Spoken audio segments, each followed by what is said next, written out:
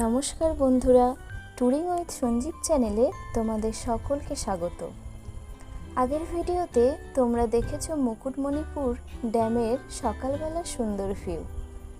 ড্যামের ভিউ দেখতে দেখতে দুপুর হয়ে যাওয়ায় আমরা হোটেলে লাঞ্চ সেরে বিকেলে সূর্যাস্ত দেখতে আবার চলে এসেছিলাম ড্যামের উপরে। মুকুটমণিপুর বাঁধের উপর থেকে উষ্ণ উজ্জ্বল অরুণের সর্বশেষ কিরণে গাছের সর্বোচ্চ শাখায় আলোকের বিদায় সম্ভারণে যেন ধরিত্রীর বুকে আঘাত হানে অন্ধকার ছায়া, আলো আঁধারির রাজ্যে নামে রক্তাভ রঙের অপরূপ মায়া। পরের দিন সকালে ব্রেকফাস্ট করে বেরিয়ে পড়েছিলাম ড্যামের লক গেটের ভিউ দেখতে। লক গেটের সামনেই প্রচুর বড় বড় পাথর পড়েছিল, যা দেখে মনে হচ্ছিল আমরা যেন ছোটোখাটো টিলার উপরে চলে এসেছি। পাথরগুলির উপর থেকে লক গেট থেকে ছাড়া জল এমনভাবে লাফিয়ে নিচে নেমে আসছিল যা একটি ঝর্ণার রূপ নিয়েছিল। আমরা সেখানে বেশ কিছুক্ষণ সময় কাটিয়ে বেরিয়ে পড়েছিলাম বিষ্ণুপুরের উদ্দেশ্যে।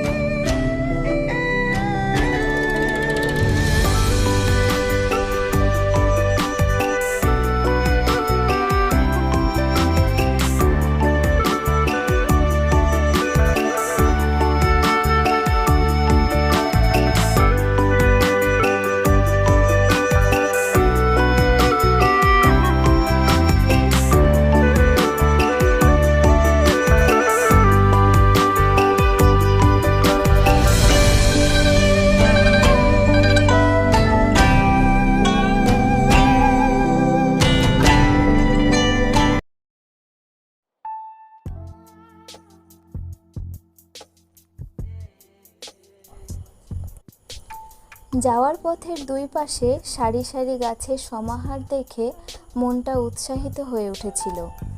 দুই পাশে শালপিয়ালের সুন্দর দৃশ্য আমাদের পথ চলাকে এক অন্য পর্যায়ে নিয়ে গেছিল। আমরা প্রকৃতির অপরূপ সৌন্দর্য উপভোগ করতে করতে অবশেষে পৌঁছলাম মন্দিরের শহর বিষ্ণুপুরে। এখন আমরা ঘুরে দেখব বিষ্ণুপুরের বিভিন্ন দর্শনীয় স্থান এবং সেগুলি তোমাদের সাথে শেয়ার করব। বিষ্ণুপুর হলো পশ্চিমবঙ্গের বাঁকুড়া জেলার মন্দিরের শহর, যা সবাইকে তার দুর্দান্ত ঐতিহ্য, গর্বিত সংস্কৃতি, উজ্জ্বল স্থাপত্য এবং পোড়ামাটির ভাস্কর্য দ্বারা স্বাগত জানায়। আদি মল্ল রাজবংশ প্রতিষ্ঠা করেছিলেন। দশম মল্ল রাজা জগৎ মল্ল তার রাজ্য বিষ্ণুপুরে স্থানান্তরিত করেছিলেন। তিনি তার সময়কালে প্রচুর মন্দির নির্মাণ করেছিলেন।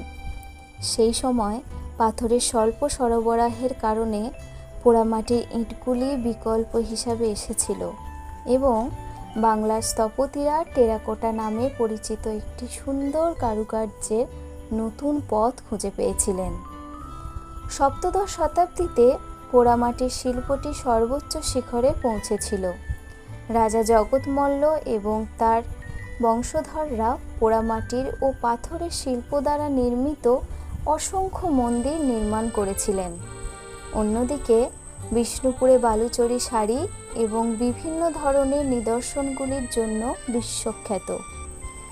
এই নির্মল জায়গায় তোমরা তোমাদের ছুটির গন্তব্যের পরিকল্পনা করতে পারো।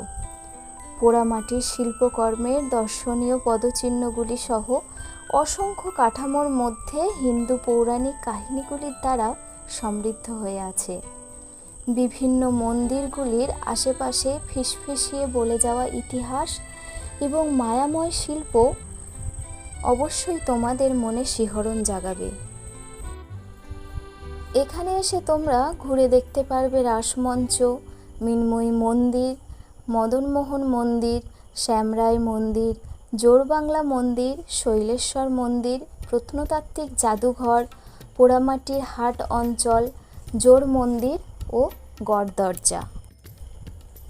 রাসমঞ্চে প্রবেশের গেটের কাছেই রয়েছে টিকিট কাউন্টার। সেখান থেকে জনপ্রতি 25 টাকা মূল্য দিয়ে টিকিট সংগ্রহ করে রাসমঞ্চে প্রবেশ করতে হয় এবং এই একই টিকিটে শ্যামরাই মন্দির ও জোড়বাংলা মন্দির ঘুরে দেখা যায়। উল্লেখিত দর্শনীয় স্থানগুলি 1913 থেকে 1914 সালের মধ্যে রাষ্ট্রীয় গুরুত্বপূর্ণ স্মারক হিসাবে চিহ্নিত করা হয়। এই ভ্রমণকালে এই সমস্ত স্থানে ভিডিওগ্রাফি নিষিদ্ধ করা হয়েছে।